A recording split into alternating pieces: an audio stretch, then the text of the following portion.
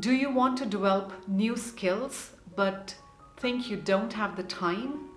Do you want to develop a growth mindset but don't know where to start?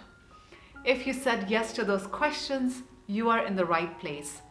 In this video, I will share 4 highly effective tools that will help you learn new skills quickly. If you're here for the first time, my name is Kiran.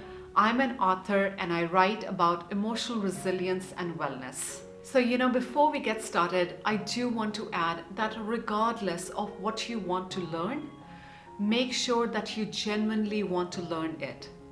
I know it sounds so obvious, right? But sometimes you get so carried away in other people's ideas and suggestions that you really forget to pause and ask yourself, is this something I really want to learn?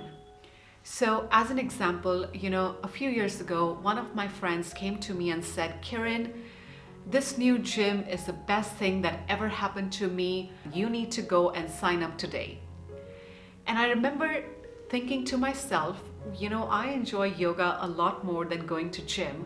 So I don't know if this is the right thing or not. The point being that whichever new skill you want to learn, make sure that your heart's in it and you are doing it because you want to do it and not because someone told you to. Because the thing is that when you're delving into something new, you will struggle in making progress in the first few months because everything is brand new and your brain is making new connections. And if you are in it for the right reasons, you'll sail through that not so glamorous phase rather easily. So with that said, the first thing I want to emphasize is that process precedes results.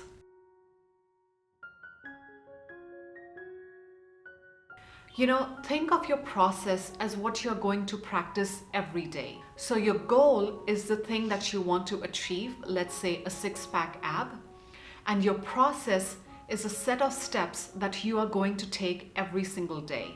The thing is that when you show up for something every single day, you will improve.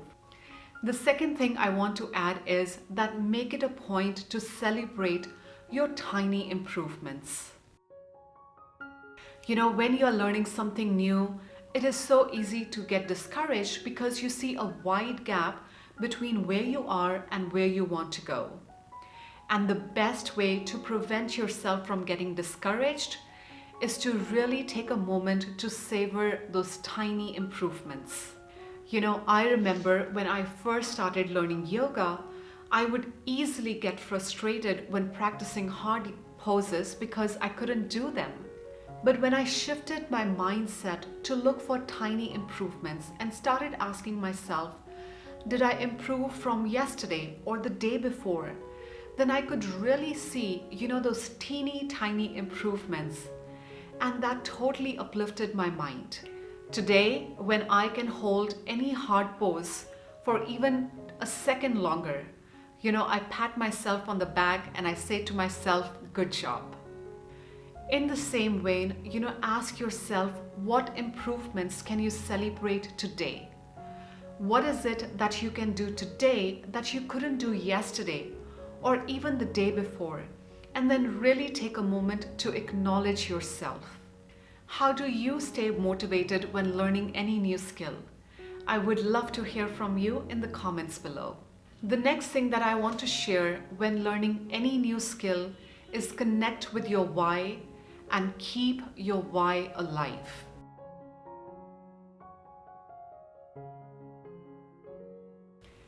Let's just face it, there will be days when you feel tired and you just want to skip your practice.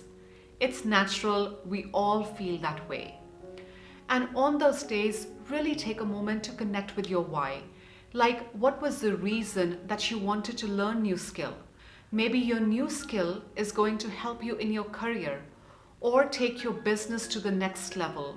Whatever your why is, make sure it inspires you and motivates you.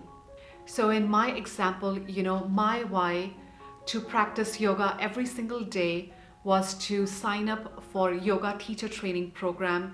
It's a dream I've had for many years, and Every time, I wanted to skip my practice, I would think about the dream, and that would nudge me back to the yoga mat. Perhaps the most important tool in learning any new skill is to just show up. 95% of the work is showing up, and 5% where you actually do the work. And I always find this image quite telling.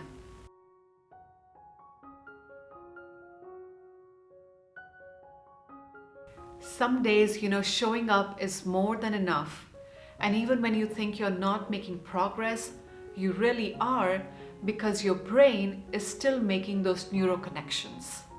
And all those baby steps add up rather quickly. In his very popular book, Atomic Habits, James Clear says that atomic habits are incredibly powerful because of their compounded growth. So make sure that you show up for your practice, even if only for 1 minute. I hope these suggestions were helpful. If you like this video, please give it a thumbs up, subscribe to the channel, share this video with your friends, and thank you so much for your time. I will see you in the next video.